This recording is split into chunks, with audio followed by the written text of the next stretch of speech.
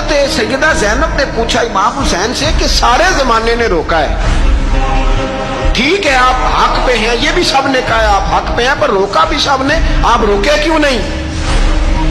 تو ابن کثیر اور ابن اسیر لکھتے ہیں کہ امام حسین رو پڑے، کہنے لگے بہن میں رک جاتا، پر میں نے رات کو نانا مصطفیٰ کو خواب میں دیکھا۔ تو حضور نے فرمایا حسین اگر آج یہ رواج پڑ گیا نا یزید جیسے لوگوں کا تو قیامت تک پڑا رہے گا، پھر لوگ کہیں گے کوئی نکلا نہیں تھا تو ہمیں بھی نکلنا، پھر لوگ ظالموں کے سامنے گردنیں جھکانے کے عادی ہو جائیں گے۔ میں کہتا رہتا ہوں، کہہ رہا ہوں، کربلا کی جنگ کفر اسلام کی جنگ نہیں، کفر اسلام کی جنگ نہیں کربلا کی، کیونکہ یزید تو بڑا پکا نمازی تھا، خطبہ دیتا تھا وہ تو۔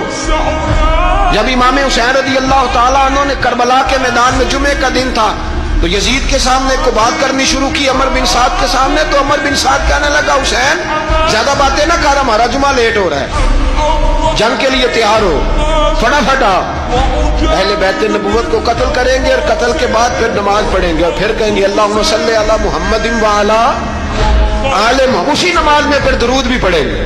یہ کیسا مرتبہ ہے، کیسا انداز ہے، دوستی قاتل سے بھی مقتول سے یارانہ بھی۔ امام حسین نے حر بن یزید امام حسین سے کہنے لگا مجھے حکم ہے آپ کو روکنے کا، آپ آگے نہیں جا سکتے۔ امام صاحب نے فرمایا وجہ زمین اللہ کی ہے، اس نے کہا آپ بیعت نہیں کر رہے، یزید کی حالات آپ کے حق میں درست نہیں ہے، آپ نہیں جائیں گے۔ امام روک گئے۔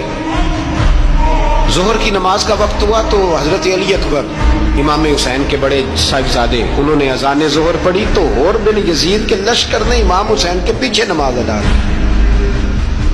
کہا بھئی تم مقابلے میں آئے ہو نماز پیچھے پڑھتے ہو؟ کہا حضور مقابلہ تو تلواروں سے کر رہے ہیں پر ہمارا دل تو مانتا ہے نا کہ مصطفیٰ کا نواسہ بڑی شان والا ہے۔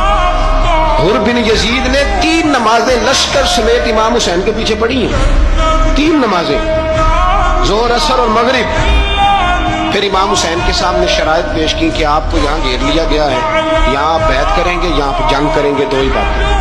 امام حسین نے فرمایا نہیں بھائی بیعت تو میں نہیں کرتا، اس کے علاوہ تم جو کہتے ہو میں کرنے کو تیار ہوں۔ اس نے خط لکھا، عبید اللہ ابن زیاد کو ایک بندہ دوڑایا پیچھے کوفے، چند میل پہ کوفہ تھا، کہا وہ نہیں مان رہے، کیا کرنا؟ تو حسین ابن علی ہے، میں زیادہ دیر انہیں روک بھی نہیں سکتا۔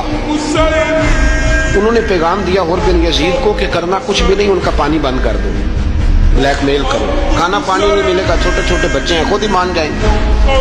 حضرت امام علی مقام کے بارے میں حر کے پاس جب یہ پیغام آیا تو حر کہنے لگا میری طبیعت نہیں مانتی حسین پر پانی بند کروں، دل نہیں مانتا۔ جب یہ لفظ کہے نا دوبارہ تو پھر عبید اللہ ابن زیاد نے عمر بن سعد کو 10,000 آدمی دے کے بھیجا، کہا حر بن یزید لچک دکھا رہا ہے حسین کے اندر۔ ایک رے کا علاقہ تھا، بڑی وہاں فصل ہوتی تھی، لوگ کوشش کرتے تھے وہاں کا گورنر بننے کی، کوشش کرتے تھے۔ تو عبید اللہ ابن زیاد کہنے لگا تمہیں رے کی گورنری ملے گی، سب سے سرسبز و شاداب علاقہ، تمہیں وہاں کا گورنر بنایا جائے گا اگر حسین کے خلاف لڑو گے۔